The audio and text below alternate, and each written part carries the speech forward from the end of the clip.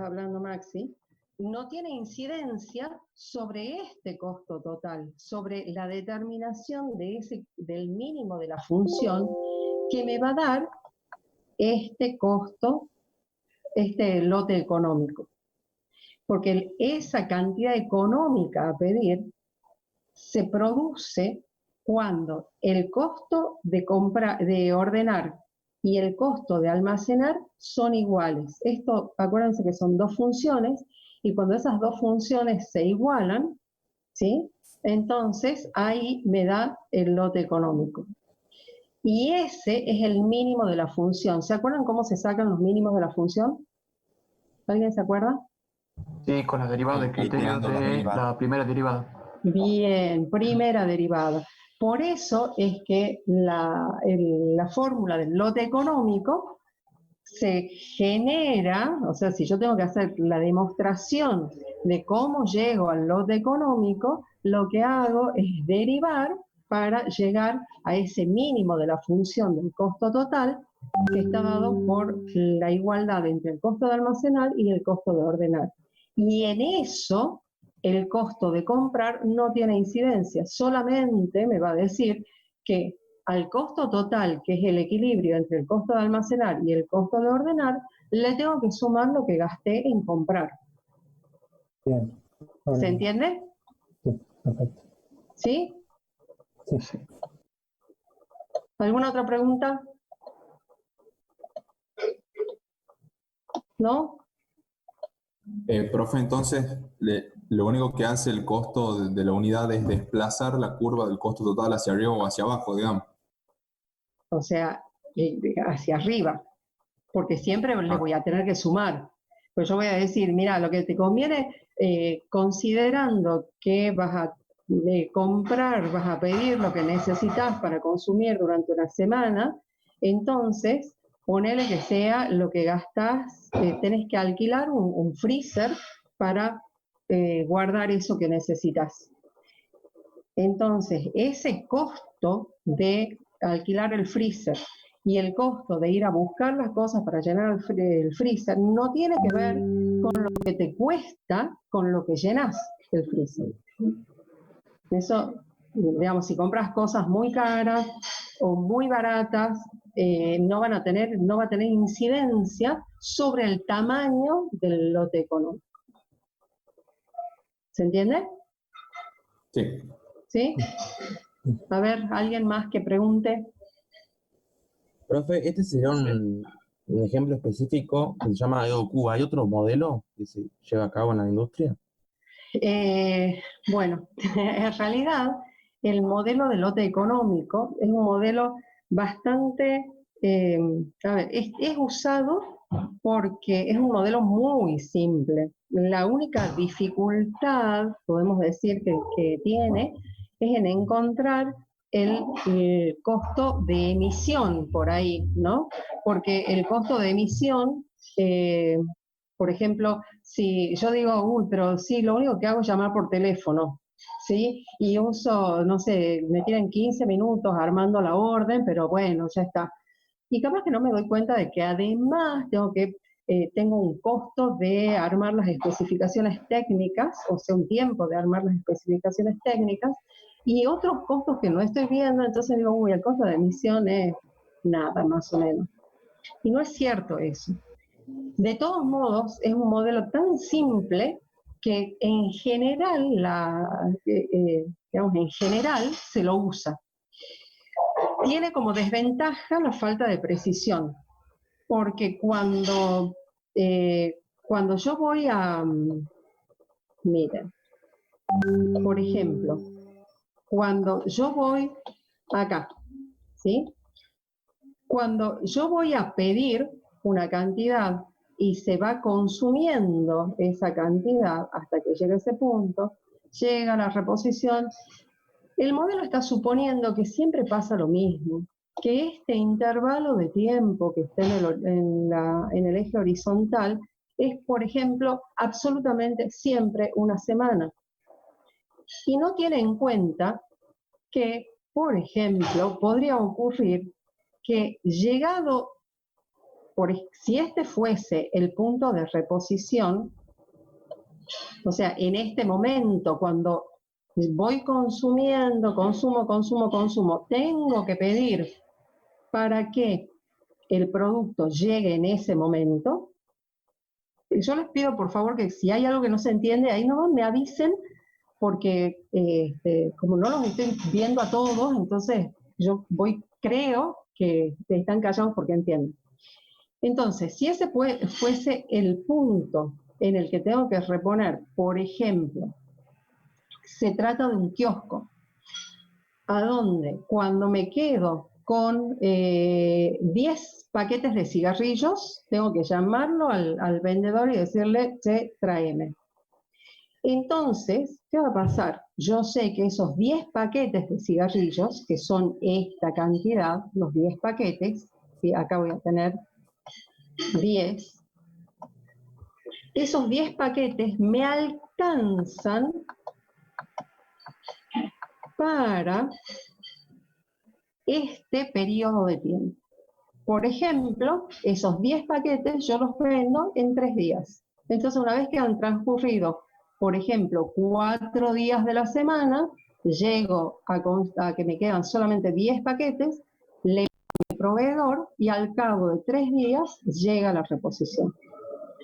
Es problemático porque esa constancia generalmente no se da, porque podría ser que en vez de seguir vendiendo con la misma pendiente, cuando yo hablo de pendientes, ustedes fíjense que estoy hablando de velocidad, estoy hablando de unidades por unidad de tiempo, o sea, paquetes por día, por ejemplo.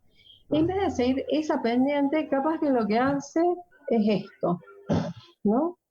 Y llega el día de la reposición y me han quedado todavía 5 paquetes. Entonces voy a tener los 5 paquetes más lo que me ha traído, o sea que voy a hacer un stock acá. Y recién voy a comenzar así, ¿no? A consumir. ¿Cuál es el problema de eso? Ustedes... Suben los costos de mantenimiento. Exactamente, los costos, si bien los costos de ordenar son siempre iguales, el costo de mantenimiento se incrementa. Suben los costos de porque ya mantenimiento. no tengo, exactamente, por ejemplo, los costos 2.000 pesos parados en cigarrillos, sino que ahora tengo 3.000 pesos parados, supongamos 3.000 pesos parados en cigarrillos, que si yo a los 1.000 pesos estos los pusiese en el banco, me da un interés que es superior a tener los cigarrillos guardados. Entonces digo, Una oportunidad. Claro. me está costando, exacto, me está costando. Pero también podría ocurrir que viene alguien y me dice, ¿sabes qué? Dame 10 paquetes de cigarrillos, ¿sí? Y hace esto. Y durante estos días no tengo que vender. Entonces, ahí se produce también un costo, que es el costo por no tener, el costo del déficit, que se llama. Ese costo del déficit va a depender de cómo lo esté considerando, porque mi costo de déficit puede ser pérdida de clientes, mi costo de déficit puede ser multas que me ponen o sanciones por no abastecer. Por ejemplo, tengo en el caso de EDET, ustedes saben que cada vez que se corta la energía eléctrica, EDET paga multas, paga penalizaciones por no abastecer energía eléctrica, descuento. Entonces eso va a depender, por supuesto, del mercado en el que esté participando, ¿no? Por lo tanto, si mi costo por no tener es muy elevado, ustedes fíjense que yo voy a tener algo acá que me va a llevar a tener no solamente la cantidad que pido, que es esta, sino que además voy a tener lo que se llama stock de seguridad. Ese stock de seguridad, ¿saben qué es? La plata que guardo por las dudas pase algo, ¿sí? Yo digo, yo gasto por semana esta cantidad de plata, entonces voy a procurar que cada vez que vaya, si voy al cajero una vez a la semana, saco 3.000 pesos y me tiene que durar toda la semana. Cuestión que si tuviese que hacer un pedido o coordinar para recién ir al cajero automático, o sea que me demoro ese tiempo para ir al cajero automático, de nuevo, si justo llego al cajero cuando me quedo sin nada de plata, repongo la cantidad, siempre voy a tener 3.000 pesos. Ahora, podría ocurrir que tenga un imprevisto, ¿sí? Y en vez de gastar solamente los 3.000 pesos, llegue al día 5 y me haya quedado sin plata. Si no tengo nada, voy a estar 2 días, esos 2 días, sin comer, sin desplazarme, sin nada, porque no tengo un peso partido al medio. Ahora, si yo guardo cierta cantidad, que es ese stock de seguridad, de esos billetitos ahí enguillados que tengo, entonces voy a poder seguir comiendo, viajando, haciendo lo que tengo que hacer, hasta que llegue la reposición del cajero automático. ¿Se entiende? Y también podría ocurrir que en vez de tener los mismos gastos, tenga menos gastos, por ejemplo ahora, que ya no me desplazo, entonces, ¿qué pasa? Si tengo que pedir la misma cantidad, voy a tener una plata adicional en el bolsillo, innecesariamente, que si la dejas en el cajero, me da interés. Un superávit. Un superávit, un exceso de stock, que cuando se trata del bolsillo, ustedes fíjense que no hay problema. Ahora, si se tratase de stock de bobinas de papel, ¿cómo? Esto que tenga fecha de vencimiento, por ejemplo. Por ejemplo, o sea, que tenga fecha de vencimiento o que sea muy voluminoso o que requiera de condiciones especiales de almacenamiento, como es, por ejemplo, el chocolate, ¿sí? O sea, el chocolate tiene fecha de vencimiento el año que viene, no hay problema, pero tiene que guardarse en cámaras frigoríficas, porque si no se derrite todo, se deforma y ya no lo puedo vender. O, por ejemplo, las bobinas de papel de la Gaceta, que son gigantes. Llego a tener un sobreestoqueo, no tengo a dónde guardarlas, porque son tan enormes que tendría que alquilar un galpón para poder almacenarlas. O sea, ya les digo, cuando se trata de cosas chiquitas, la incidencia que tienen las decisiones de inventario, capaz que no es demasiado. Ahora, cuando estoy hablando y todas estas tienen aplicaciones industriales, cuando estoy hablando de aplicaciones industriales, la incidencia de una mala decisión son varios ceros. Por eso es que es tan importante. Y les decía, estos modelos son muy simples, por eso es que son muy usados. Pero si yo quisiese hacer un muy buen sistema de stock, para los que son desarrolladores, se usa colas, líneas de espera. ¿Han escuchado hablar de líneas de espera en sistemas operativos? ¿Se acuerdan de las líneas de espera cuando los procesadores arman las colas de tareas? Sí. ¿Lo tienen?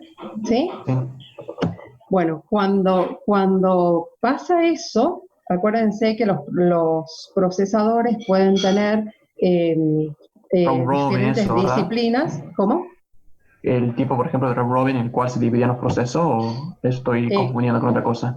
Es que depende del procesador. De todos modos, cuando hacen colas, cuando hacen filas o colas de tareas, hay algunos procesadores que tienen como prioridad el más grande primero, otros que dicen el primero que entró es el primero que sale. First in, first La out. estructura Sí. FIFO y LIFO. FIFO, LIFO, con prioridades por diferentes prioridades. Bueno, entonces, si yo tuviese que hacer un buen sistema de inventario para algo que realmente es importante, lo hago por colas. No, esto lo tengo así como orientador, pero no más que eso. Y por eso es que se usan mucho, pero la gente que sabe dice, úsalo, pero sabelo, que tiene errores.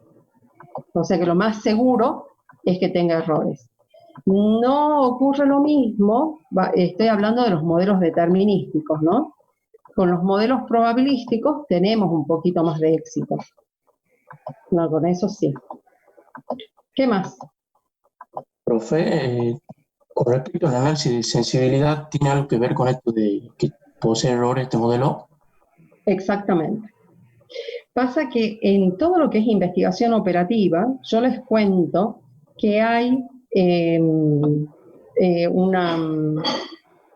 una necesidad, como son, a ver, yo acá estoy haciendo de un producto, imagínense que esto se trata de, a ver, imagínense un negocio, por chico que sea, ¿cuántos productos puede tener? A ver, ¿quién me tira un número? 50, Cientos. por ejemplo. Cientos, miles. Piensen en un supermercado. O sea, tienen, no sé, 10.000 productos mínimo. Imagínense que tendrían que tener un sistema que les haga este modelado para cada uno de los productos. Y esos productos no tienen, hay pocos que tienen demandas uniformes o demandas conocidas, que es la premisa de este modelo. En general tienen demandas que son probabilísticas, hay algunos que tienen demanda senoidal. Cuando hablo de demanda senoidal, ¿saben a qué me refiero? Que responden a una función Es variable como una función. ¿A qué cíclica, no? ¿A qué? Exactamente. Por ejemplo, yo tendría una demanda senoidal o estacional, que se llama. ¿Sí? Acá tengo el tiempo y acá tengo la cantidad. Que, por ejemplo, digo, estoy ahora en el mes de abril, eso quiere decir que ya va bajando la demanda de helados y llego al invierno y luego en agosto, septiembre ya comienza a subir y vuelve a bajar, ¿sí? Entonces esa demanda estacional no tiene nada, pero nada que ver con una demanda, por ejemplo, uniforme, como pueden ser el caso de, capaz, el azúcar, ¿sí? O no tienen nada que ver con una demanda de un producto de moda que hace esto y desapareció, como puede ser el merchandising de alguna película de Disney, por ejemplo. ¿Sí? Entonces, nuestro modelo de lote económico, imagínense que va a tener muchísimo error si yo pretendo que acá haga el diente de sierra y que acá también haga el diente de sierra. No sé si me entienden. Entonces, si tengo una demanda uniforme con el diente de sierra, pues voy a tener mucho stock en un momento y nada de stock en otro. Acá también voy a tener sobreestoqueos innecesarios o costosos, por lo menos. ¿Se entiende? Entonces, Sí. esa es la cuestión con respecto a estas particularidades. ¿Alguna otra pregunta? Profe. O Sí. sea, que este modelo no necesariamente siempre va a usar la gráfica del diente de sierra, sino de que puede utilizar cualquier otro tipo de gráfica de acuerdo a la situación, o es el ideal el diente de sierra. No, este modelo es el modelo de diente de sierra, que también lo pueden encontrar como un modelo de Wilson, de lote económico, o sea, LEO, EOQ, lo van a encontrar de muchas maneras. La cuestión es ¿a cuál producto le aplico esto? No a cualquiera, sino a uno que tenga la demanda lo más uniforme posible. Bien. ¿Sí? Entendido. Sí. ¿Y qué pasa si los tiempos de la exposición son variables? O sea, no son constantes. ¿Cuándo? Digamos, acá toma como si fuera una vez por semana. ¿Qué pasaría si fueran ¿Cuándo? no una vez por semana, sino sean variables, más o menos tiempos de exposición? Bueno, ahí voy a tener que recurrir a un modelo probabilístico de de revisión continua o periódica, que vamos a ver más adelante. Pero que a eso ya les voy a aplicar probabilidades de ocurrencia, cuestión que cuando yo tenga una probabilidad de ocurrencia asociada ya sea al tiempo o a la cantidad, voy a elegir diferentes modelos. Pero siempre, ustedes acuérdense que lo que yo necesito hacer siempre es hacer un relevamiento de la información. Una vez que hago el relevamiento de la información, voy a buscar cuál es el modelo que me conviene para dar la respuesta que necesito. ¿Se entiende? Una consulta. Sí, decime. Tengo una duda. Bueno, está bien, esto considera la demanda constante, entonces entraría perfectamente en el ciclo del diente de sierra. Pero cuando nosotros hacemos los cálculos, hacemos un cálculo de el número de pedidos por año, el tiempo de ciclo y el punto de reorden. Sí. Yo lo entiendo, si es perfectamente constante, coinciden los dos. Pero este modelo, si se aplica en la vida real, ¿qué criterio se usa para hacer el pedido cuando hay pequeñas variaciones? ¿El punto de reorden o el tiempo de ciclo? A ver, el punto de reorden tiene que ver con el nivel que yo acepto soportar como punto mínimo, como stock mínimo. Yo digo, cuando llegue a ese punto, voy a hacer el pedido. En general eso pasa cuando tengo un proveedor absolutamente confiable, que yo le digo, mira, ¿sabes qué necesito? Y al día siguiente lo tengo, siempre me entrega en 3 días, en 2 días, en lo que sea, pero ese tiempo no cambia. Cuando mi proveedor es confiable, yo puedo llevarme solamente por la cantidad. Ahora, cuando el proveedor no es tan confiable, entonces voy a decir, en el peor de los casos me ha mandado en una semana, entonces voy a recurrir a pedirle con una semana de anticipación para no quedarme sin stock. Y eso también va a depender de qué tan importante sea el producto. Porque si tengo un producto que tiene muy baja demanda, entonces no voy a desesperar por quedarme un día diciéndole a mis clientes no tengo. ¿Sí? Le digo, te mando mañana, no sé, no hay problema. ¿Se entiende? ¿Se entiende? Sí. Sí. Gracias. Entonces, depende de la confiabilidad del proveedor, siempre. Claro, o sea, sería que el lead time ese sería constante. Claro, Claro. exactamente. El lead time ese es, a ver, diría confiable, ¿no? Ah, claro, No sé confiable. o sea, Claro, además sí, de sí. constante, pero es confiable. Digo, Claro. si me dicen, me demoro 3 días, se demora 3 días, ¿ya está? Claro. Bueno, entonces ahí sí voy a poder decir, bueno, me quedo con el stock necesario para satisfacer la demanda de 3 días. Porque Claro, siempre bien, en bien. 3 días el tipo me entrega. Sí, bien, bien. ¿Sí? Sí. ¿Qué más? Profe, este cálculo se tiene que hacer por cada producto que tiene una empresa, debido a que algunos pueden llegar a ser estacionales y otros no. Bueno, pasa que este modelo, a ver, ¿qué es lo que se hace en la realidad? En la realidad lo que se hace es hacer clases de productos. Cuando hablo de clases, son las clases de, ustedes hacen en diseño de sistemas, clases, ¿sí, verdad? ¿Quién me contesta? Sí, ¿A dónde? clases, sí. Bien. Sí, por favor. Entonces armo clases que en los sistemas en general se llaman grupos, subgrupos o rubros o familias de productos, cosas por el estilo. Entonces, dependiendo de esa clasificación que podría tener que ver, por ejemplo, yo en un súper puedo tener productos que son estacionales, conviviendo con otros que tienen demanda uniforme, conviviendo con otros que tienen demandas esporádicas, o sea, y entonces voy a armar en mi sistema, voy a poner un código, por ejemplo, una banderita que me diga si este producto es estacional. Si es estacional, entonces le voy a aplicar un modelo que va a ser probabilístico y que va a ir siguiendo esa demanda. Cuando hablo de, ustedes entienden cuando yo digo seguir la demanda, porque la demanda es una función matemática, es una función que proyecta los valores. Esto, ¿alguien escuchó hablar alguna vez de pronosticar? o proyectar? Sí. Sí.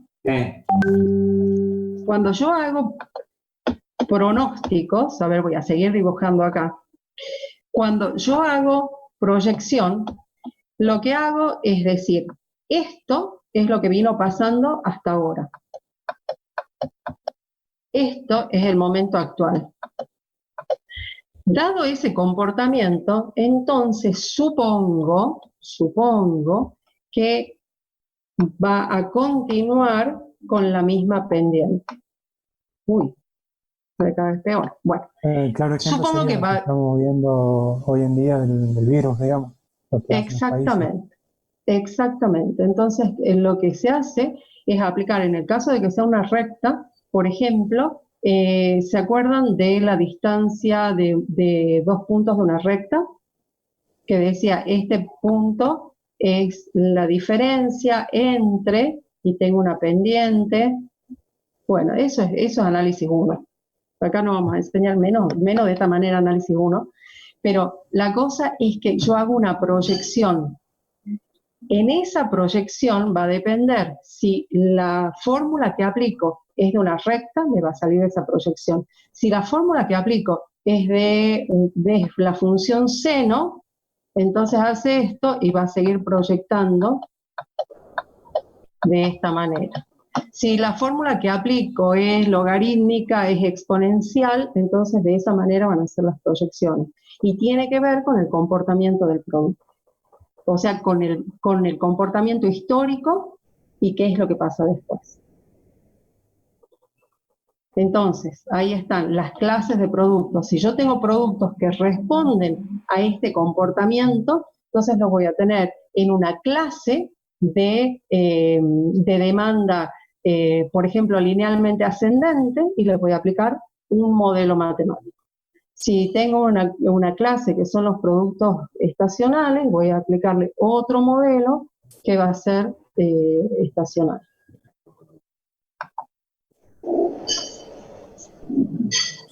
¿Sí? Nos quedan menos que un ¿Estacionales y minuto. periódicos son sinónimos, profe? ¿Cómo? Estacional y periódico. Disculpe, perdón. ¿Sí no son lo mismo o no? No. Ya seguimos hablando de cuál es la diferencia.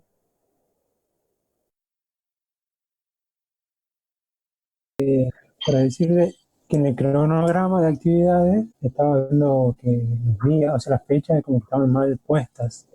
Que un poco más adelante puede ser que estén, que nos lleguen a confundir, digamos. Ajá.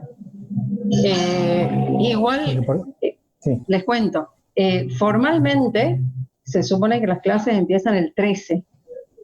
Entonces, por eso dije, bueno, vamos a aprovechar hoy para entender más, para digamos, este tema, darlo así como con otros tiempos, para engancharnos en el 13 ya, bueno, no sé, qué sé yo qué va a pasar. O sea, nada de lo planificado se da tal cual. Seguro que Esa comencemos es con mi el duda 13. con respecto a lo que va a pasar el 13. ¿Seguimos teniendo el horario de clase a las 15 o se va a distribuir en el horario de cada comisión? Miren, si yo les he contado, el problema que tengo yo acá es que a eso de las 5:30, 6 de la tarde comienza a cortarse mi servicio de internet. Hasta esa hora, una pinturita, pero después, como yo vivo en el centro, parece que la gente comienza a engancharse con Netflix, cosas por el estilo, entonces comienzo a tener problemas. Por eso es el horario de las 3 de la tarde. Es más, puedo antes también. Y aparentemente todos pueden, entonces, si fuese de esa manera, seguimos con el mismo horario. Mientras Pero ¿cómo sea... haríamos con la comisión, con las otras materias? Eso preguntaba.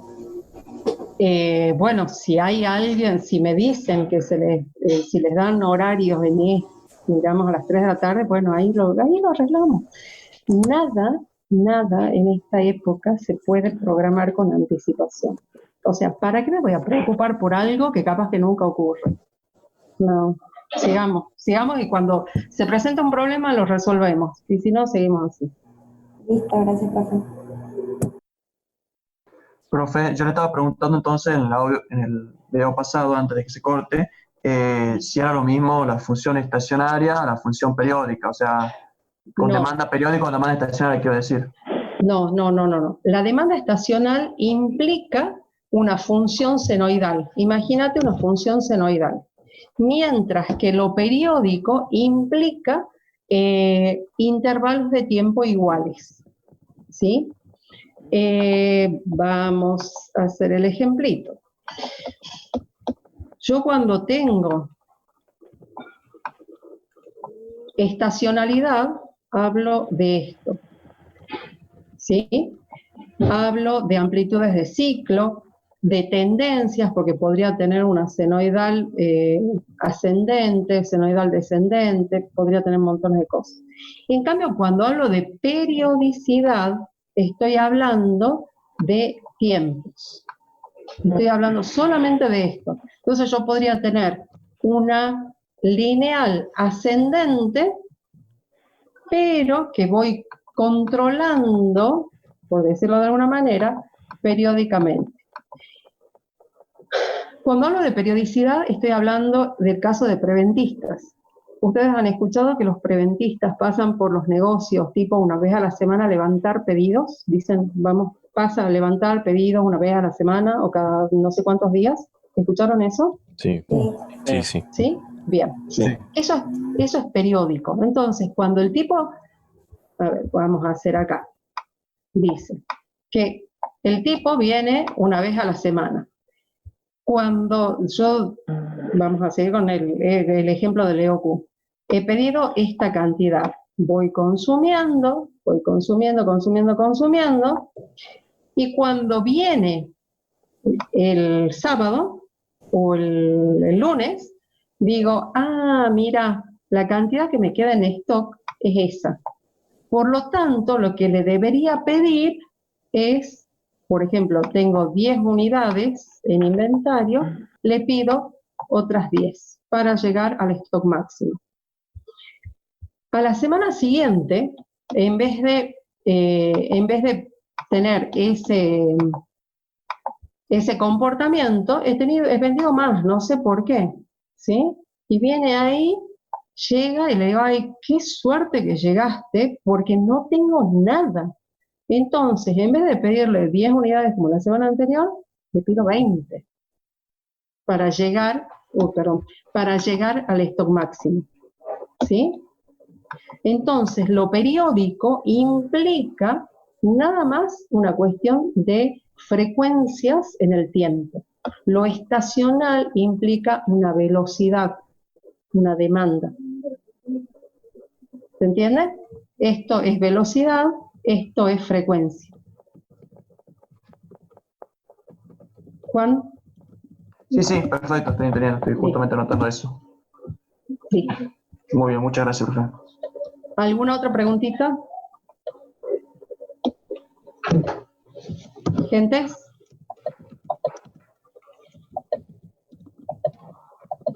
El otro concepto que por ahí históricamente no suele estar tan claro es el de stock promedio. ¿Se entiende por qué se habla de stock promedio? Porque en la fórmula de costos aparece como un medio de Q. Profesor, ¿se escucha? Sí, te escucho. Sí, le quería preguntar sobre ese tema también del stock promedio, como la Bien. utilidad que se le da o algo. ¿Por qué se habla de stock promedio? Cuando llega el producto, yo tengo esa cantidad, ese stock máximo, entonces comienza a consumirse de esta manera. Eso implica, ustedes saben que cuando hablo de promedio, el promedio se aplica sobre cantidades determinísticas. Si fuesen cantidades continuas, no puedo hablar de promedio, ¿verdad?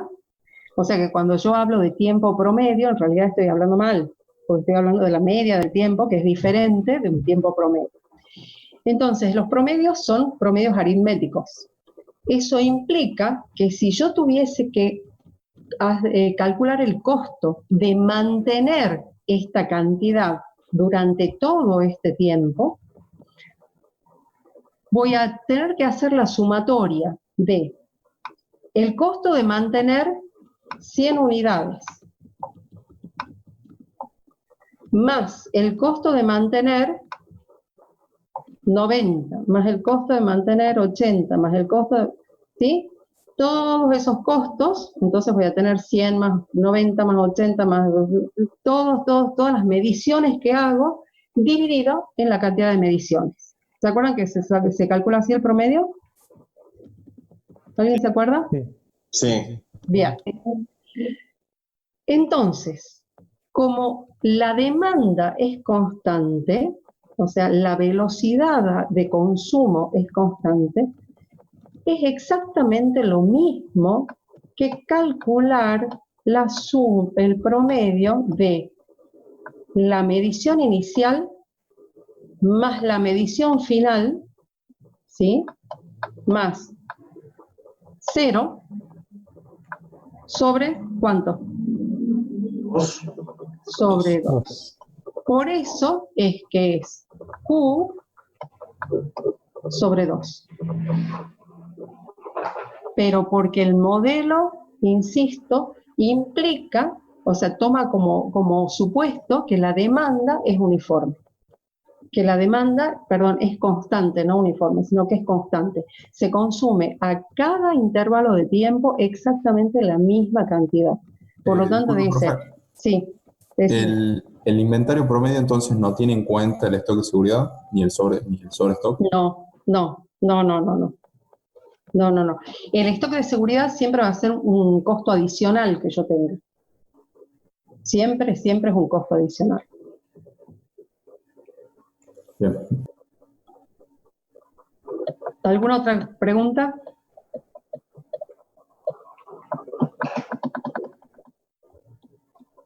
Profe, yo había leído en el libro, no recuerdo dónde, no lo estoy encontrando, que no era un sistema muy utilizado actualmente, ¿puede ser? Exacto. No es un, pero justamente por esto, de que es un modelo que implica muchos errores cuando la demanda, cuando el comportamiento de la demanda se aleja mucho de lo determinístico. La verdad que es una porquería, te da muchísimo error.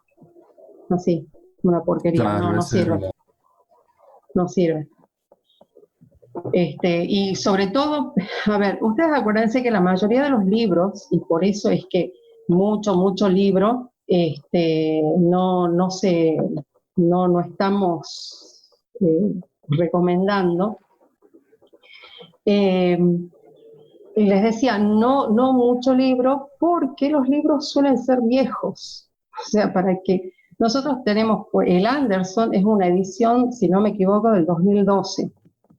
De 12, 14, una cosa por el estilo. Eso quiere decir que lo han empezado a escribir por lo menos 3 años antes. La capacidad de procesamiento que existe ahora actualmente no tiene nada que ver con la de hace 10 años. O sea, hace 10 años necesitábamos, la cuestión de la cantidad de memoria era importante, los tiempos de procesamiento eran importantes. Ahora un teléfono tiene mucha más capacidad, velocidad de procesamiento y capacidad de memoria que una computadora de hace 15 o 20 años, ¿sí? Entonces, lo que antes eran recursos críticos, ahora ya no lo son. Por lo tanto, estos modelos que tenían como ventaja la simplicidad, ya han dejado de tener esa ventaja, porque yo ahora puedo armar un modelo matemático muy complejo y que no implique el uso de recursos críticos. Ya está, o sea, puedo tener un digamos, una compu, no sé, una i7 que procesa lo que antes me llevaba capaz una hora en un ratito, en una nada, ¿no? Entonces, por eso es que dejaron de tener tanta incidencia. Pero conceptualmente es muy importante, porque uno entiende los conceptos usando estos modelos. Ese avance en el cálculo de las computadoras también pudo haber reducido el tiempo de pedido o que la comunicación entre proveedor y cliente sea muchísimo más rápida. Totalmente, totalmente. Es más, ustedes imagínense que antes estábamos hablando de el costo de ordenar, y ese costo de ordenar capaz que era una secretaria que tenía exclusivamente armando los pedidos, porque primero tenía que consultar por teléfono a los proveedores hasta que la atendían, etcétera, etcétera. Ahora es todo por la web, entonces capaz que tengo formularios que mando y que me contestan y listo. O sea, ya no es crítico. Entonces todo eso ha ido cambiando muchísimo. ¿Se entiende? Pero, insisto, conceptualmente es importante, porque yo con estos conceptos después los manejo como necesito en otros entornos.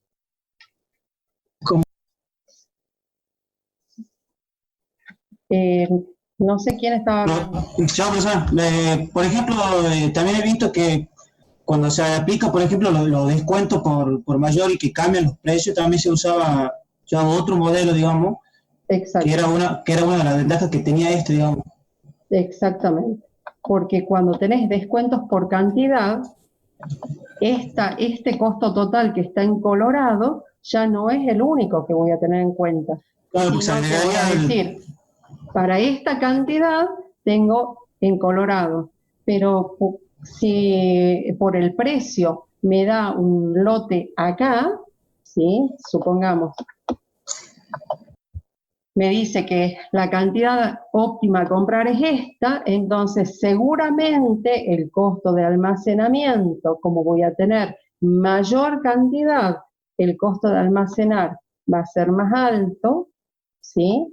Y el costo total ya no va a estar, fíjense, no va a estar acá, sino que va a estar acá. Entonces,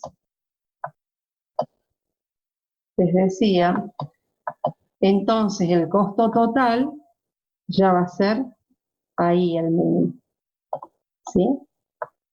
Uy, perdón. Ahí. Me va a decir, con ese costo de almacenar y como el costo de ordenar es lo mismo, con ese costo de almacenar te conviene pedir esta cantidad económica.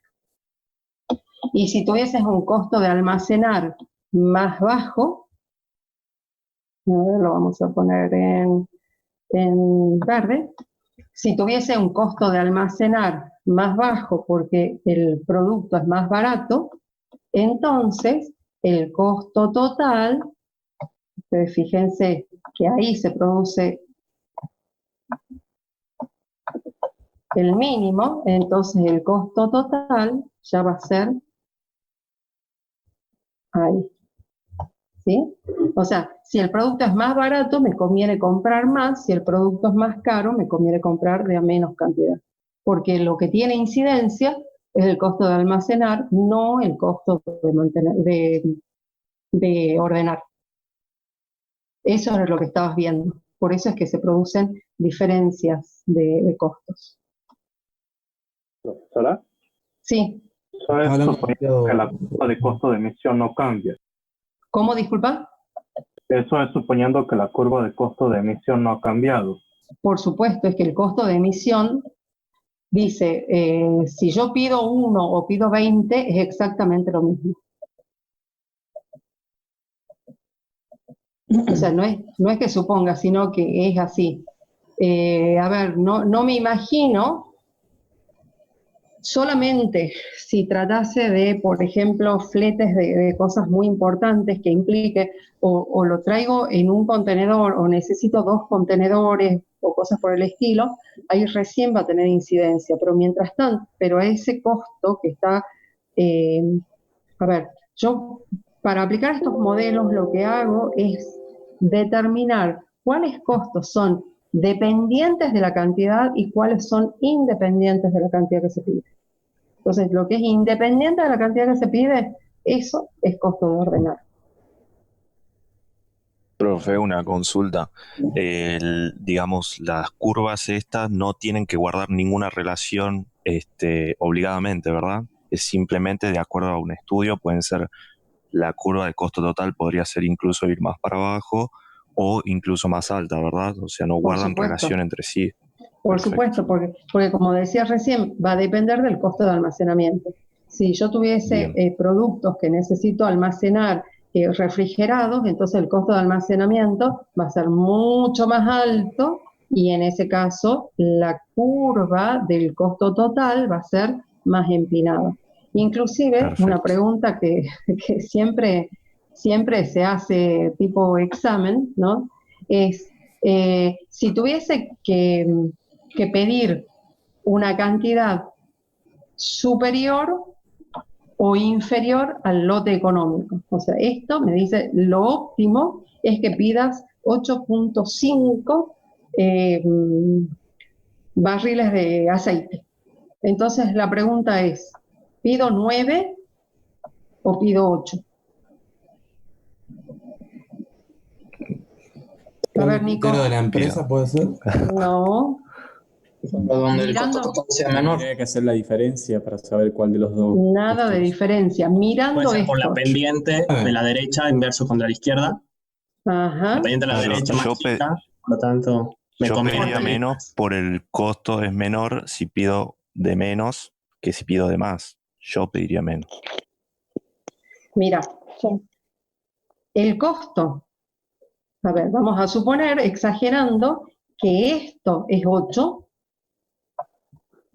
Lo llevo hasta acá. Esto es 8. Y exagerando, le voy a poner que esto es 9. ¿Sí? No, ahí tiene sentido. Esto me cuesta pedir 8 y esto me cuesta pedir 9. Y eso es porque la curva del costo total crece más lentamente hacia la derecha que hacia la izquierda. Entonces, cuando me pregunten, más o menos, siempre más. Perfecto. ¿Sí? Pero es una cuestión de mirarlo, o sea, no importa cuánto varíen esos valores, ¿no? Pero siempre el comportamiento de la curva de costo total es similar. Y siempre, porque acá, cuando vean la fórmula del costo de almacenamiento, ustedes fíjense que tiene como incidente, en la fórmula del lote económico, del tamaño del lote, en el denominador está el costo unitario del producto. Entonces, realmente lo que tiene incidencia sobre el tamaño del lote es el costo unitario del producto. Y eso implica, costo unitario del producto, tiene que ver con el costo de almacenamiento y no con el costo de emisión, de ordenar. Bien. ¿Sí? Entendido, profe. A ver, ¿alguien más? Bueno, hoy les había mandado un mensajito preguntando si alguien había visto algún ejemplo de ¿cómo se llama? Perdón. Algún ejemplo de aplicación de modelos de inventario. Juan. Sí. Te estoy dando pie. Ah. Sí, le había planteado a usted, le había mostrado el ejemplo del caso puntual de los respiradores, que es lo que está pasando ahora con las dos empresas cordobesas que son las más grandes de Argentina, y que se había planteado un modelo, se había comprado la producción de los próximos 6 meses que aún no existe y que se va fabricando y entregando similar a como se hace en el lote económico que estamos viendo. Y si ese era el caso que aplicaba, ya que al menos estas dos empresas han dejado de producir los otros productos y le ha dado 100% de prioridad a los respiradores. Sí. Entonces, yo les decía que iba a depender mucho, o sea, lo que realmente tiene incidencia es el tipo de producto del que estoy hablando. Y cuando hablo del tipo de producto, estoy diciendo cuál es, a ver, acá. Entonces les decía, ¿de qué inventario estoy hablando? Porque estos son los respiradores, ¿sí? Esos respiradores yo los puedo manejar totalmente con este contrato que tengo y que tengo que ir entregando, había dicho, mensualmente, ¿me dijiste, Juan? Semanalmente. Semanalmente, ahí está. Entonces tiene entregas semanales y eso quiere decir que producen y entregan, hay que ver cuál es la tasa de producción, cuál es el compromiso de entrega. En los modelos de producción y entrega, tengo que asegurar que la capacidad productiva sea superior al compromiso de entregar, porque si no estaría prometiendo algo que no puedo cumplir. Pero la cosa es que en el respirador, y suponiendo que tenga 4 componentes y que a su vez uno de los componentes tiene 2 componentes, etcétera, etcétera, yo voy a tener varios modelos de inventario conviviendo, porque voy a tener un modelo de producción económica para los respiradores, pero voy a tener otros modelos de inventario para aplicar a los componentes, porque es muy posible que tenga componentes que sean valvulitas, que las puedo comprar en la ferretería de la esquina y que son muy poco costosas, entonces a esas las puedo comprarlas para la producción del año completo. No sé, le digo, mandame 3 cajas, total, me sirven para hacer 5.000 respiradores, pero también capaz para alguna otra cosa, entonces, bueno, eso no importa. Pero los motores seguramente que son el componente más caro, y si yo he definido que voy a entregar de a no sé cuántos por semana, es porque esa es la capacidad que tengo de hacer motores. Yo me imagino que ese debe ser como el cuello de botella. Entonces va a depender, yo al respirador le voy a aplicar un modelo de producción económica. A los componentes, dependiendo de si son nacionales o importados, de si son lo que ya después más adelante vamos a ver, que son, yo armo clases dentro del inventario, que son las clases A, B y C, que relacionan el costo con la cantidad, con la inversión en inventario. Entonces voy a tener conviviendo varios modelos de inventario en ese único esquema de producción.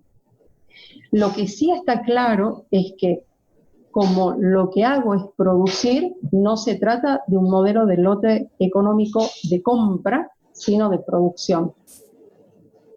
¿Sí? Voy a aplicar compra solamente a los materiales e insumos, pero a lo que es material en proceso y productos terminados, seguramente le voy a aplicar un modelo de lote económico de producción, no de compra. Y profe, ¿puede ser, por ejemplo, la parte de las vacunas antigripales? ¿Qué cosa? De nuevo, por ejemplo, el sistema viene con esto del coronavirus, en IDE se han empezado a vacunar contra la gripe. Sí. Y el gobierno ha pedido una cantidad X de vacunas y estas vacunas en una semana se han acabado. Sí. Por ende, la próxima semana va a venir un nuevo lote de vacunas que también creo que tiene la misma cantidad de vacunas. Ajá. Ese sería un ejemplo del modelo bueno, ese sí.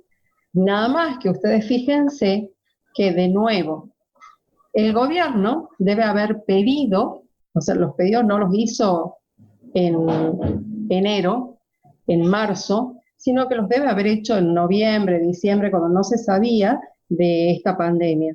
Entonces, su pronóstico decía, todos los años nosotros vacunamos más o menos esta cantidad de gente, ¿verdad? Ahora, ¿qué ocurrió?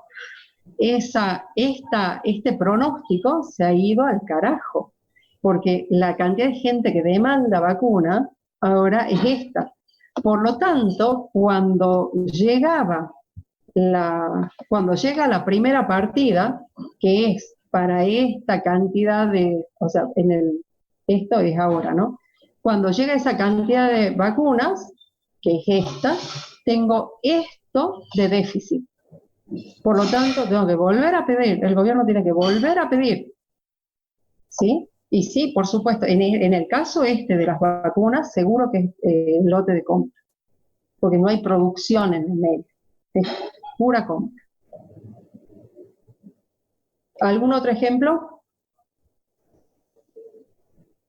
Profe, yo encontré, no sé qué tan verídico será y aparte está medio desactualizado, ya lo mando el link si quiere por el chat de Zoom, un artículo que habla sobre que, o sea, no está tan detallado en sí lo del modelo de inventario, pero me suena como que sería EOQ, que dice, según un inventario de Apple, realiza rotaciones de 75 veces el inventario al año.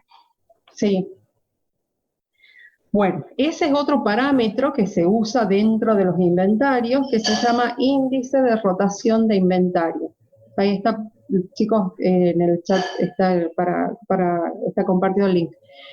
Entonces les decía, ese índice de rotación de inventario es un indicador, no sé si alguien maneja el término indicador o KPI,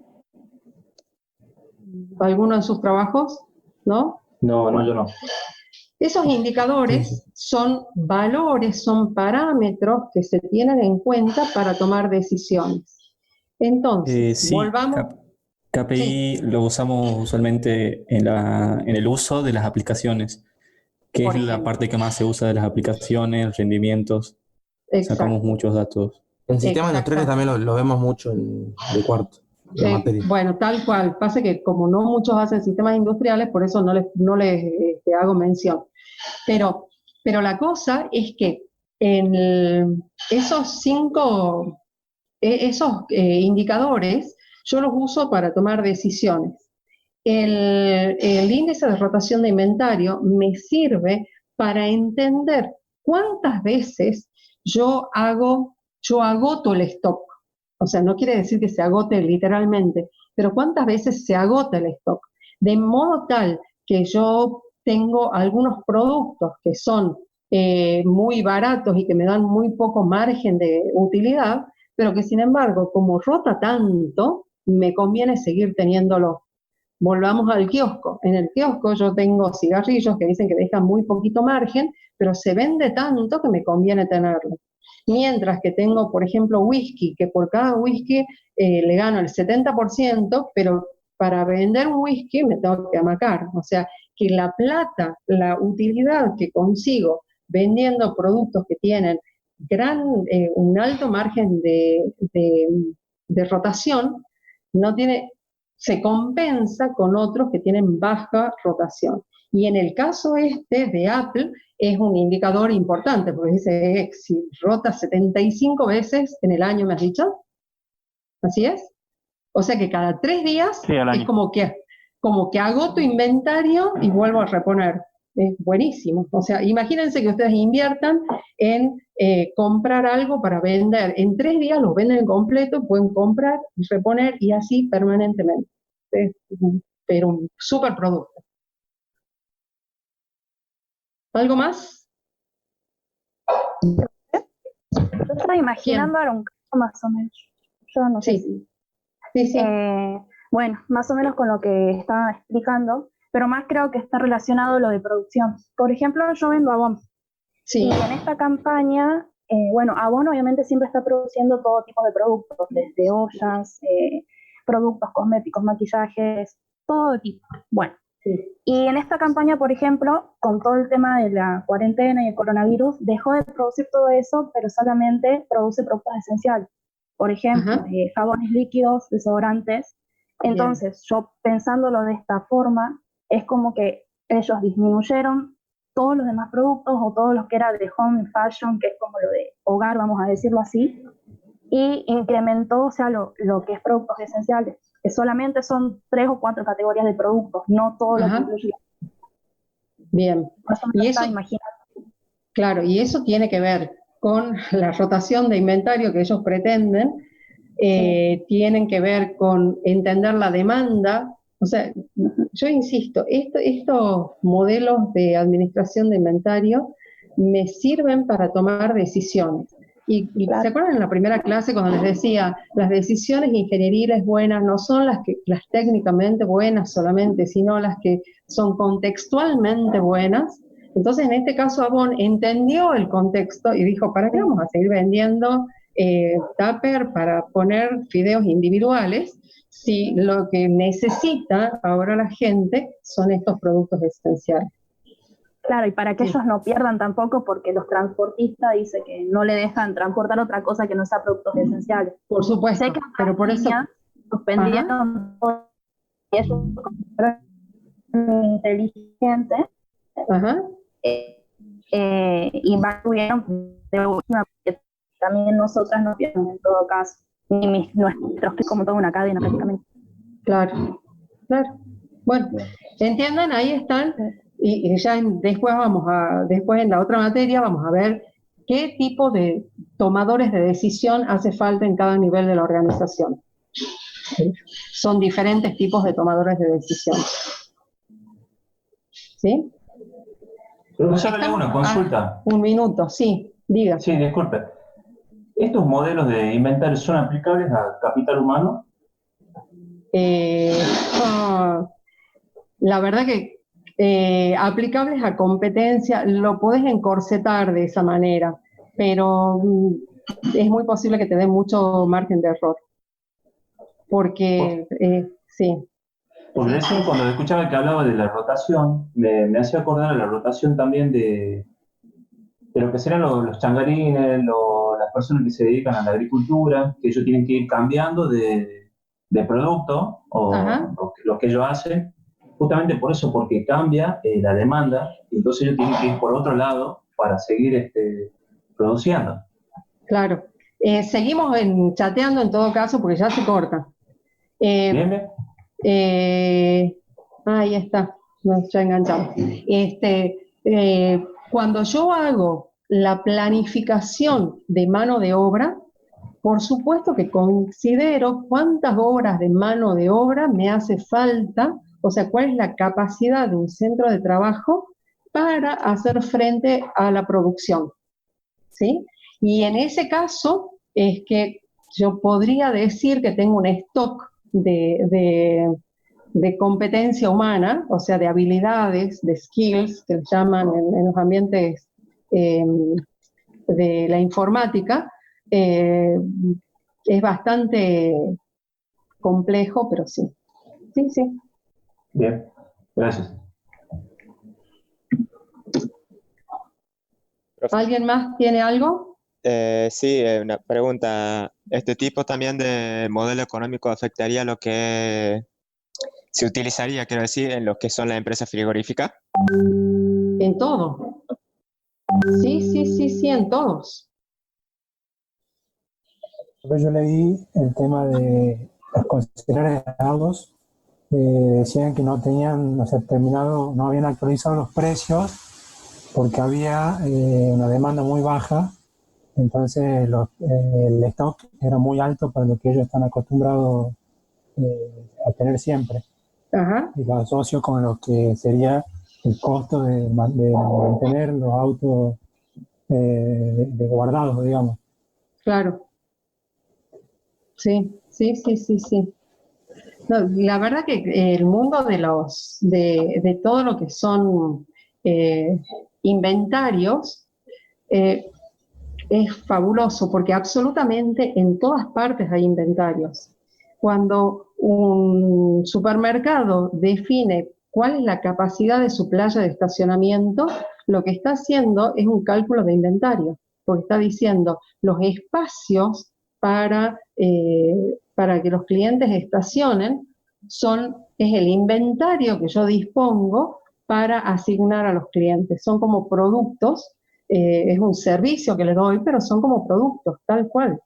O sea, es como tener una góndola de espacios de estacionamiento.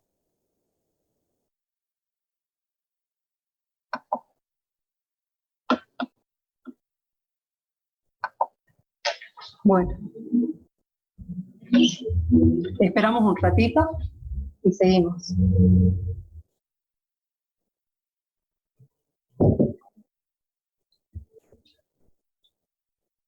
Chicos, esto es como una maratón de investigación operativa, ¿se han dado cuenta? Sí, un streaming infinito casi de investigación operativa.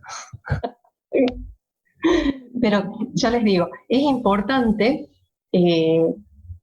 independientemente de las fórmulas, ¿cuántas fórmulas tienen? ¿10? Más o menos, sí. 10. Bueno, listo. No menos, un poco más. Pero son, digamos, hay algunas relaciones que digamos, podemos llegar a armar 10 fórmulas, pero digo, si uno no entiende qué va en cada cosa, entonces la verdad que la fórmula en sí no me dice nada. O sea, no me sirve para mucho a la hora que tengan que aplicarlo. Por eso es que para mí es más importante que ustedes lo lean y comencemos a hablar de todas las cosas que no se entienden demasiado, porque en los libros en general no hay tantos ejemplos así como de la vida, sino que son ejemplos muy de escritorio. Entonces, por eso la idea es esta de hablarlo.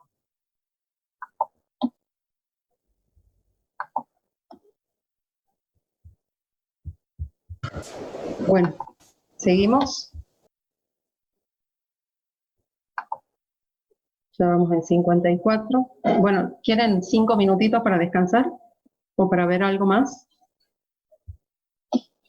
Profe, Diga. el método ABC que nombró, ¿cómo funciona? ¿Que separa los productos en diferentes categorías o cómo hace? Sí, señor.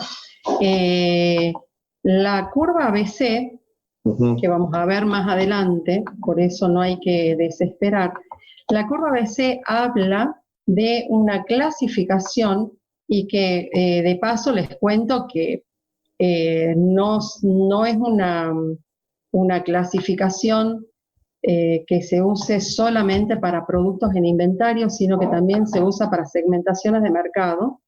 La curva ABC es capaz que ustedes lo han visto como el diagrama de Pareto.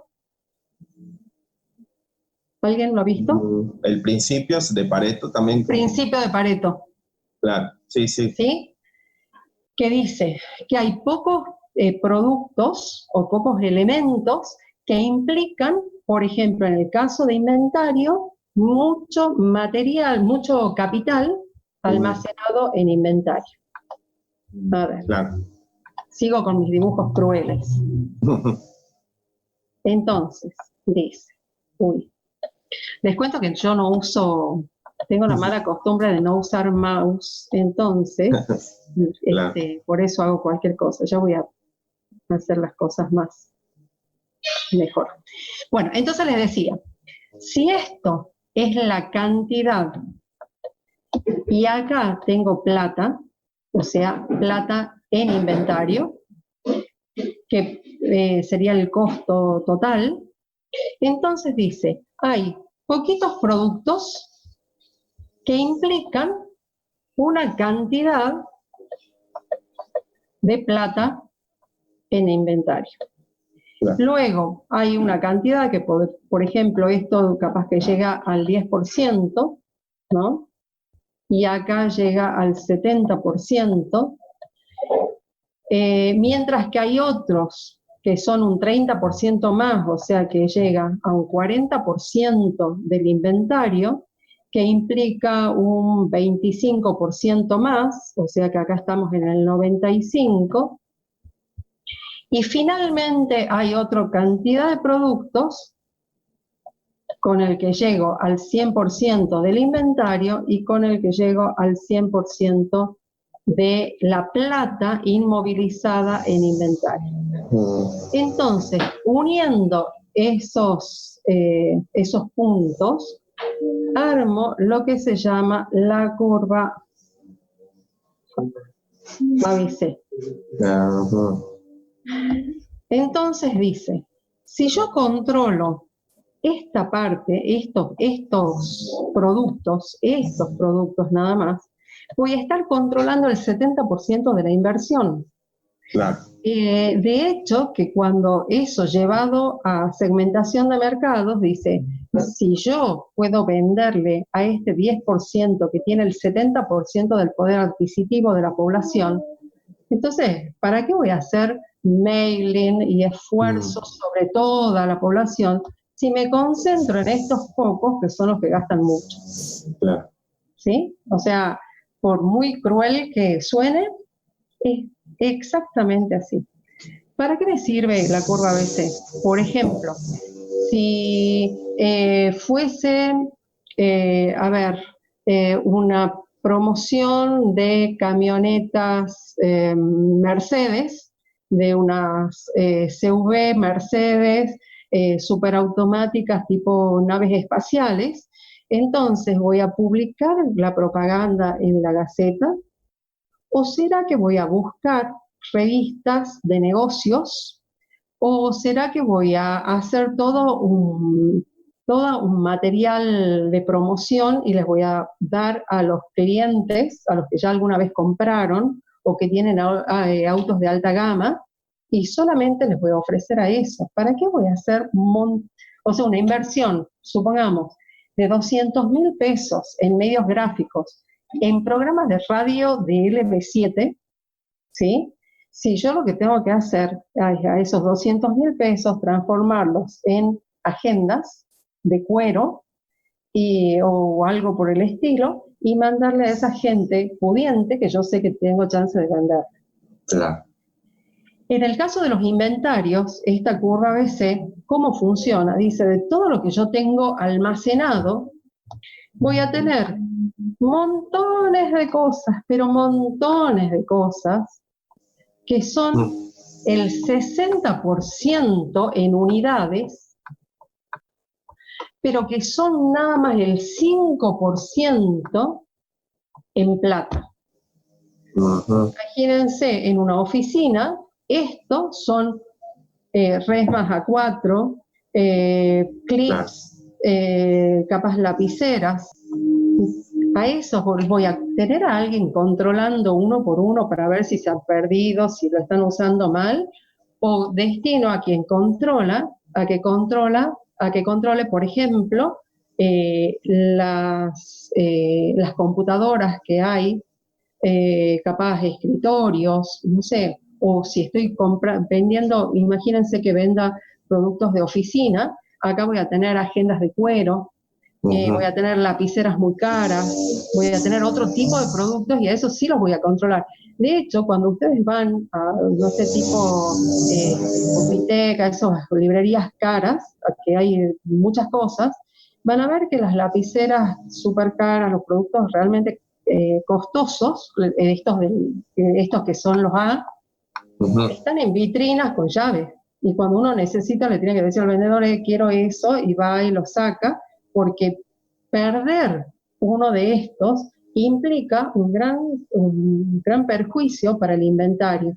Mientras que si vienen las mecheras y se llevan, no sé, lapiceras Bic y más, sí, que se las lleven, sí. Al final gastaría más en alarmas puestas en las lapiceras Bic que en la lapicera misma. Claro. Bueno, esa es la curva ABC. Por eso es que es tan importante hacer las clasificaciones, o sea, armar las clases, claro, para recién sobre las clases aplicar los modelos. Profesora. Diga. Y el caso B, el que estaría en el medio, ¿cómo sería? Y el caso B son, perdón, ya estaba empezando a borrar yo. Y el caso B son esas cosas intermedias. Piensen en el stock de cosas personales de ustedes. Piensen en sus ropas.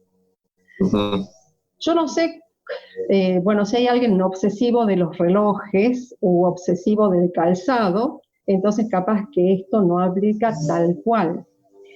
Pero piensen en su ropa y en general la gente tiene como productos al calzado, a los relojes. Es muy posible que tenga como productos C, ropa interior, medias, y como productos B, y posiblemente sean capaz remeras, dentro de los A capaz que ponen abrigos, algunos pantalones, ¿sí? Ahí hay que ver cuántos pantalones tienen y cuál es el costo de los pantalones, pero esa es la distribución que va a tener. Entonces yo voy a tener productos A que si pierdo me duele la vida, o sea, me da un dolor de bolsillo horrible. Productos C que si los pierdo ni me doy cuenta. Y en el medio los B que, están ahí y que voy a ver desde cuándo son importantes. Pero esta curva, esta clasificación la genero para optimizar mis recursos asociados al monitoreo y al control del inventario. Esa es la idea que tiene, la intención que tiene.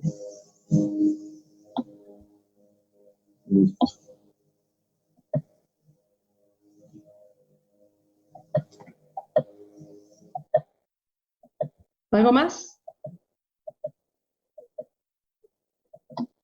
¿Se entiende entonces cuáles son las limitaciones de estos modelos determinísticos? ¿Sí? Sí, sí. Bien. Sí, ¿podemos hablar del modelo de producción? Sí. ¿Quién me puede decir algo del modelo de producción? ¿Mauricio Sánchez está? Sí, profe. Bueno, cuente. ¿Qué podemos decir del modelo de producción? Por lo que entendí yo, el modelo de producción es muy similar al modelo EOQ. De hecho, creo que hacía las mismas suposiciones, solamente que lo que cambiaba era que al momento de realizar un pedido, en lugar de arribar una cantidad determinada de pedidos, ahora nos basábamos en una tasa de producción. En lugar de tener ese Q, ahora teníamos esta tasa de producción y nos basábamos en eso ahora para hacer los modelos matemáticos pertinentes al modelo, a este nuevo modelo de producción. Ajá. Y a ver, Andrés Basile. Sí. Bien, Andrés. Dice el modelo de producción que hay dos fases o dos etapas, ¿verdad? Sí. Nos acostumbramos, yo ahora me va a costar, pero nos acostumbramos a nunca dejar los gráficos mudos, ¿sí? Porque estamos en algunos momentos hablando de gráficos de costos y en otros de gráficos de cantidades, entonces es conveniente siempre poner los nombres. Entonces, dice, hay dos fases. ¿Cuáles son esas fases? Serían la fase de producción y la fase de no producción, con la pendiente negativa, digamos. ¿Qué pasa en la fase de no producción? Es cuando no está produciendo, digamos, cuando se repone. Se consume. Claro, se consume. Se consume. ¿Y en la de producción? Y bueno, en producción sería cuando, ¿se produce? Y claro, digamos, se produce, es similar al otro modelo, cuando nada más que en el otro, acá se incrementa gradualmente. El otro era como una ¿Y carga por qué, fija. y por qué se incrementa gradualmente? Porque hay un lapso de tiempo en que se produce. Alejo, No se ¿estás? produce. Claro. Alejo, ¿anda por ahí? Sí, estoy aquí. Bien, Alejo. ¿Qué pasa en la fase de producción? ¿Por qué tiene esa pendiente? Porque no se puede producir todo instantáneamente y aparte se está consumiendo a la par que se está produciendo. Exacto. Entonces tiene esa pendiente porque se produce y se consume simultáneamente. Entonces, si tenía una capacidad de producción de esta cantidad, nunca va a llegar a tener el lote ese porque mientras está produciendo esa cantidad, va consumiendo. Entonces acá hablamos de este nivel como, ¿cómo se llama? Inventario El punto máximo, el inventario máximo, ¿sí? Entonces voy a tener esta etapa, esta fase que es de producción y consumo, y la otra fase que es solamente de consumo, o sea, de, ¿cómo le llaman al consumo en este modelo? Demanda diaria. Demanda. Producción. Ah, no. Demanda, ¿sí? ¿Qué otra característica tiene esto? ¿Rosa? ¿Quién me puede? Sí, digo. También una cosa que leí también es que sí, suponemos que siempre la tasa de producción sea mucho mayor que la demanda. O sea que si yo, por ejemplo, produzco 4.000 unidades, tiene que ser al menos 4.000 también en la demanda o mayor. Porque ahí se forma... Claro. Disculpa, ¿qué es lo que decía recién en el caso de los respiradores? Si yo tengo una capacidad de producción inferior al compromiso que asumo, no voy a poder entregar. ¿Sí? Entonces, si se comprometen a entregar, no sé, 5 respiradores por semana, entonces la capacidad de producción tiene que ser 5 o más, que es lo que estás diciendo, Javier. ¿Sí? ¿Qué otra característica tiene? Entonces, hablamos de un stock máximo,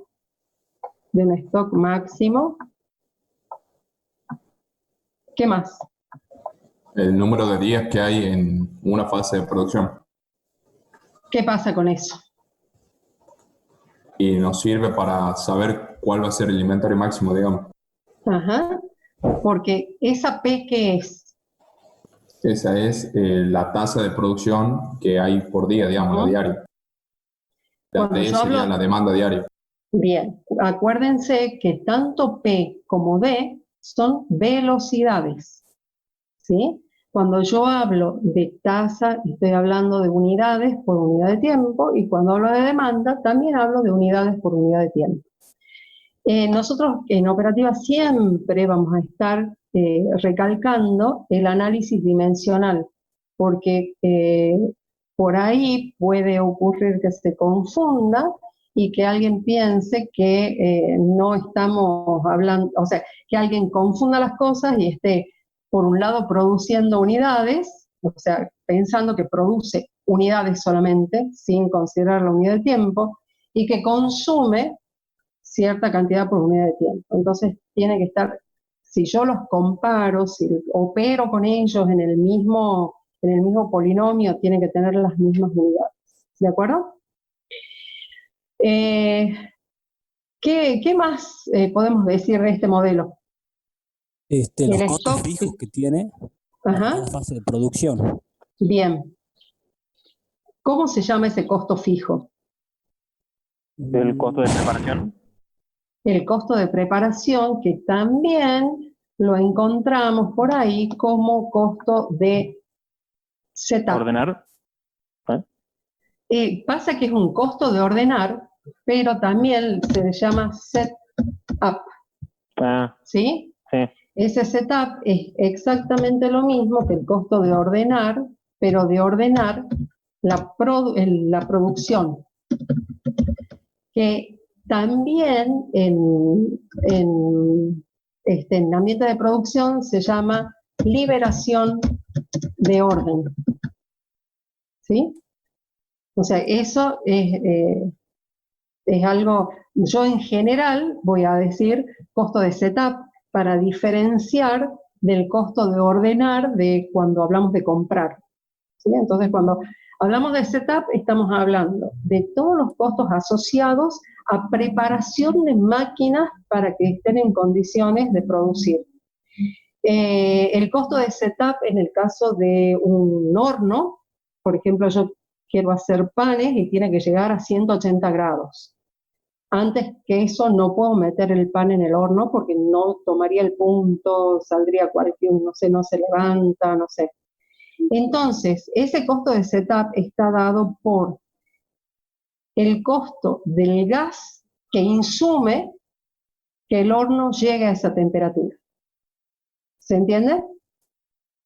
O sea, todo lo que yo necesito hacer para que la máquina esté en condiciones de producir se llama setup. Para la gente que ha ido a escuelas técnicas, ¿hay alguien que haya ido a escuela técnica? Incluso la mano de obra, ¿cierto?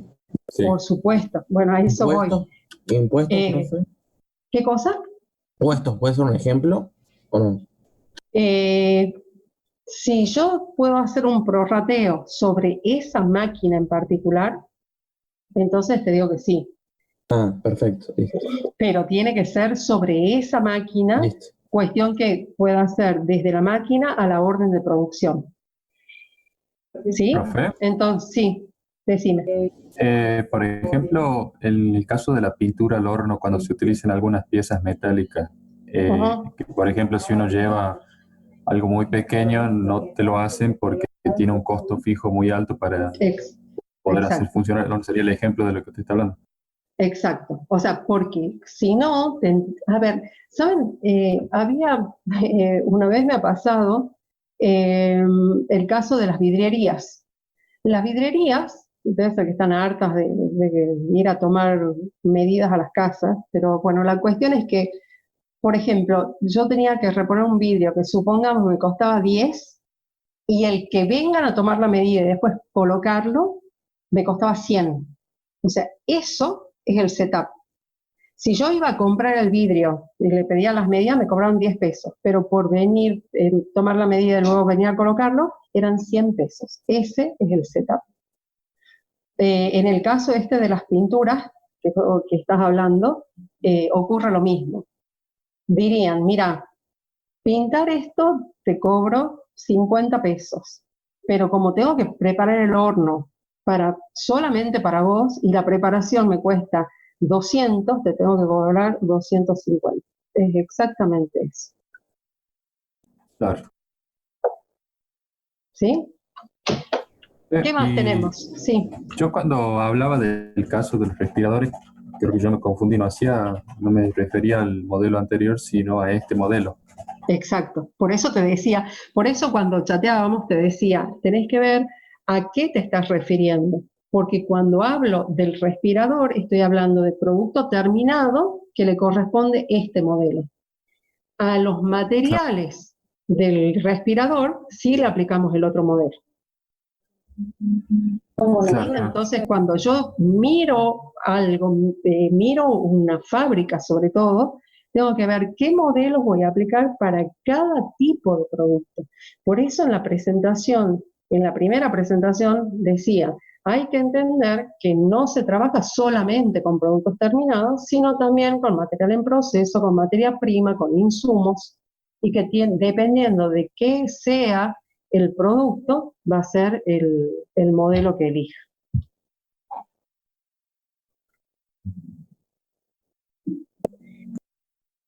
¿Algo más con respecto al modelo de lote económico de producción?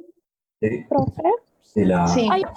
Hay una parte del libro, una frase que es un renglón en realidad, no sé si lo puedo leer, que no había entendido bien a qué se refería, que dice que el tamaño del lote de producción Q no entra en el inventario en un momento dado y por consiguiente el inventario nunca alcanza un nivel de Q unidades. ¿A qué se refiere con eso? ¿Está hablando de este modelo? Sí. Justo ahora no lo tengo acá el libro, justo lo había anotado para preguntarle, y porque no había entendido, o sea, estaba en la parte antes, en la parte de costo total estaba. Listo. Luego de explicar la gráfica. Eso no era lo que decía de que vos podés producir Q, pero ya lo vendés o lo vas consumiendo antes de tener Q, por eso nunca va a tener la cantidad máxima. Mientras se produce, también está la demanda al mismo tiempo. Claro, pasa que hay dos casos, hay dos casos. Por ahí, el lote de producción, o sea, la cantidad óptima a producir, es superior a la demanda y al lote máximo que yo podría tener, que yo pretendo tener. Sí. Ahí sería el caso de que el lote máximo de producción, supongamos una venta sería de 500 y que la producción semanal sea de 50, entonces el inventario máximo va a ser de 50 y nunca va a llegar a los 500 en la parte de producción porque se va entregando gradualmente. Pasa que en ese caso debería definir otro inventario máximo, tendría que tener muchas de estas digamos, de estos vientitos de sierra, ¿no? Pero lo que yo les decía es que creo que es el caso que está dando, es que ese inventario máximo me puede servir para varios periodos, ¿sí? Entonces, este inventario máximo, en vez de, por ejemplo, yo hago una orden de Q unidades para llegar a ese inventario máximo. Nada más que a esa cantidad no la consumo, o sea, la consumo en mucho tiempo. Por lo tanto, ustedes imagínense que durante este tiempo, durante ese tiempo, la máquina estaría parada, ¿verdad? Porque en el periodo, le vamos a poner en este color, en el periodo P ha estado produciendo y consumiendo, pero en el periodo D solamente consume. Por lo tanto, la máquina trabaja acá y no hace nada ahí.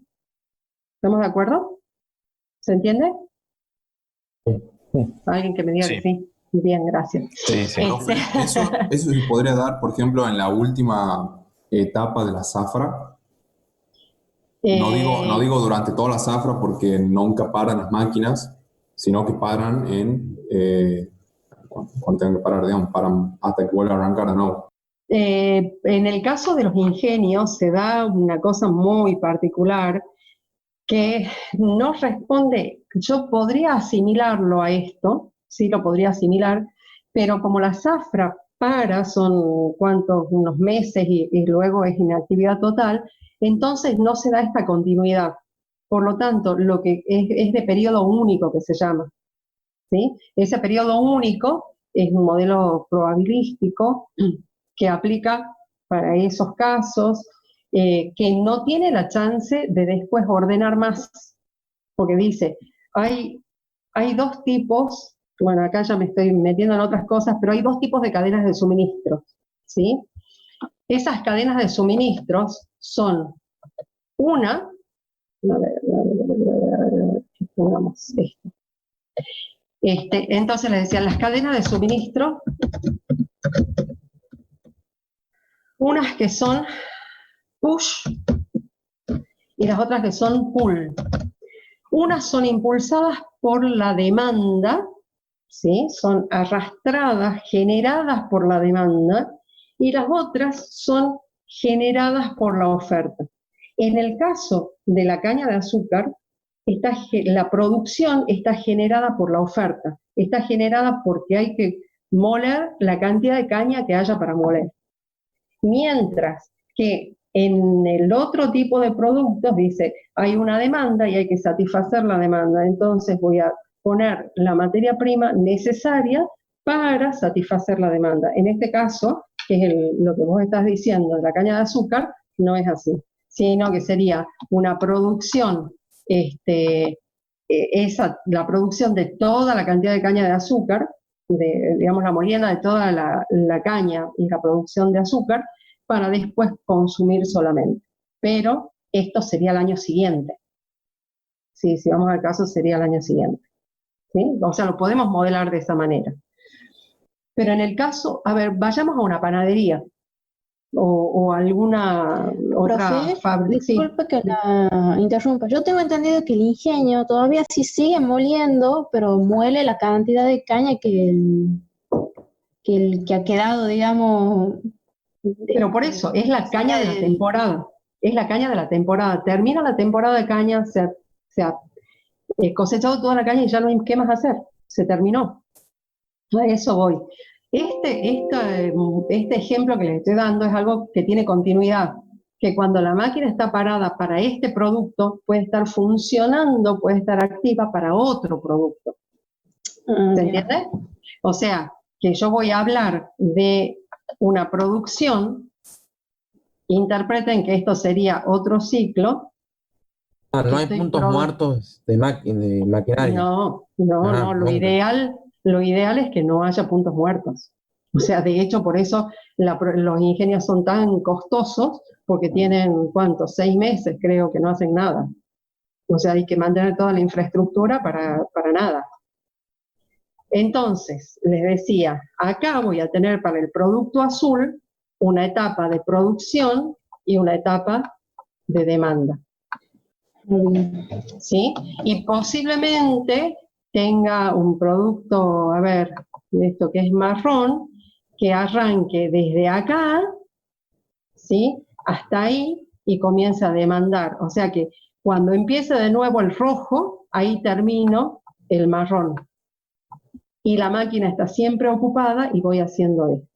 Por lo tanto, cuando produzco esto, me sirve posiblemente para dos ciclos de demanda, 2 periodos de demanda, y estoqueo, porque lo que me conviene empezar a producir es esa cantidad y no una cantidad menor, que es el llenar el horno de pintura, por ejemplo, o traer un camión completo un equipo completo de productos desde Buenos Aires, o mandar un equipo completo de estos productos, porque si mando la mitad del equipo, la mitad del camión, tengo que pagar por el camión completo, o sea, para vender esa producción.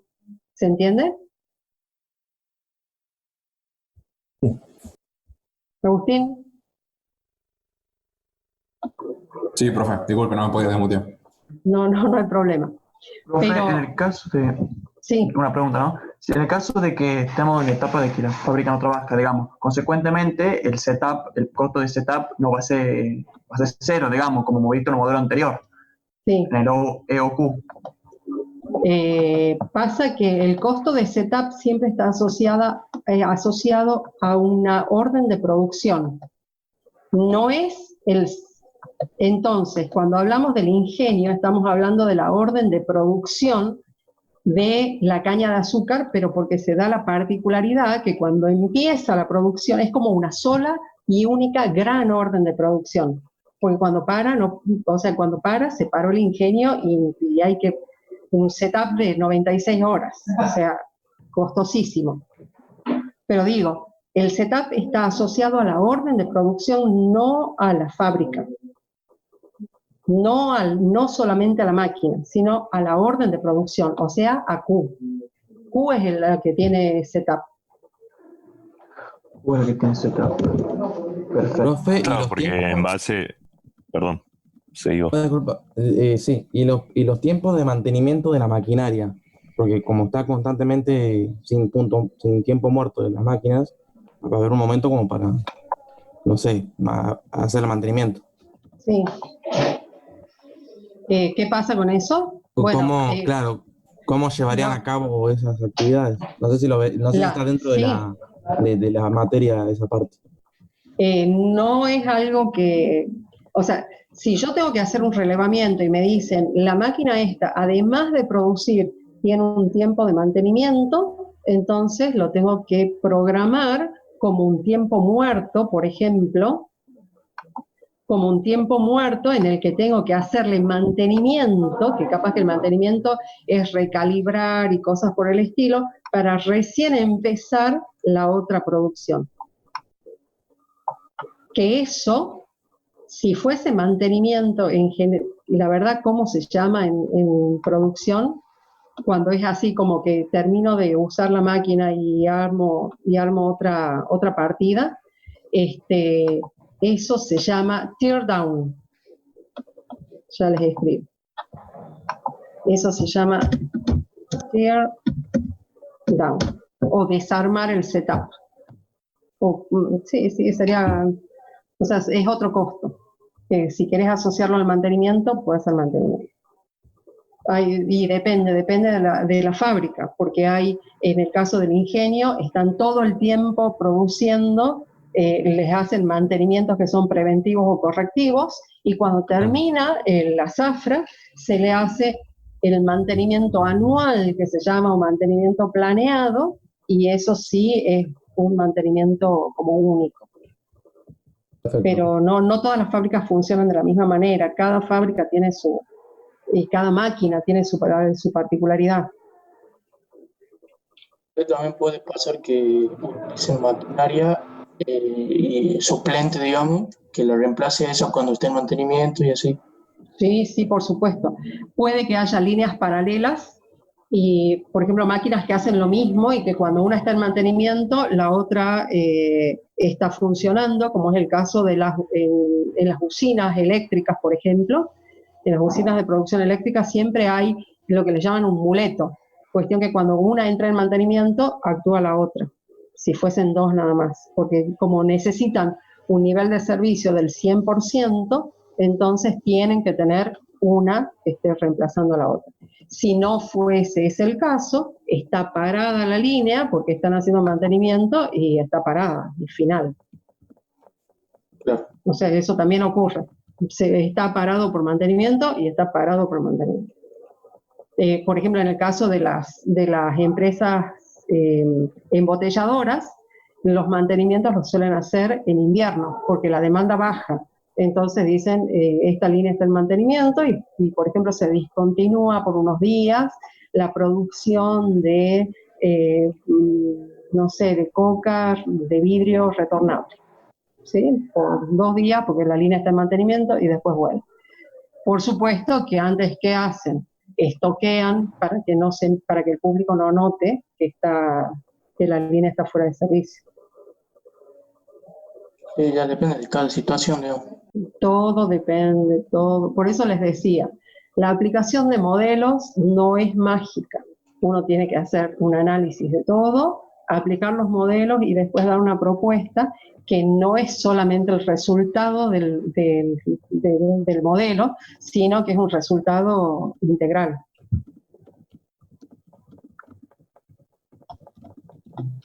Profe, como usted decía, si la fábrica gaseosa estoquea, la gráfica en ese entonces alcanzaría el nivel de Q, o sea, alcanzaría un nivel muy alto al hecho de tener mucho stock. ¿Cómo? Disculpa, no te he seguido. ¿Qué me decías? Sí, usted decía que cuando en las fábricas de gaseosas tienen una máquina en mantenimiento, entonces estoquea, o sea, acumula gran cantidad de gaseosas porque el pulpo no note la diferencia impactante. Entonces, en la gráfica llegaría al nivel de Q, o sea, ese nivel de stock se vería reflejado en la gráfica. Claro. Posiblemente, es muy posible, que por ese periodo, en vez de llegar a ese stock máximo, llegue, por ejemplo, acá. ¿Sí? A eso. Porque le da esos días adicionales que necesita de producción para satisfacer la demanda, y recién, porque en vez de empezar en este momento el nuevo ciclo de producción, va a empezar recién acá. Porque esos días los va a tener para mantenimiento. Entonces recién ahí va a empezar de nuevo. También se puede dar por tema de competencia. Por ejemplo, en épocas festivas se consume mucho pan de miga, puede ser en la panadería. Entonces, un tiempo antes se produciría mucho pan de miga y se tendría en stock para tener y para poder sustentar la futura demanda. Así es. Chicos, queda menos de 1 minuto. Así que los saludo. Les voy a pasar el link de un video sobre este modelo para que hablemos el día jueves. y unas actividades. ¿Quieren? Perfecto. Sí. Muchísimas gracias. ¿Ah? Gracias a usted, profe. Chao, hasta luego. Hasta luego, que vaya bien, adiós.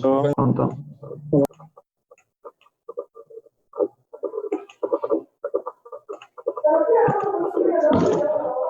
¿Puede pasarlo?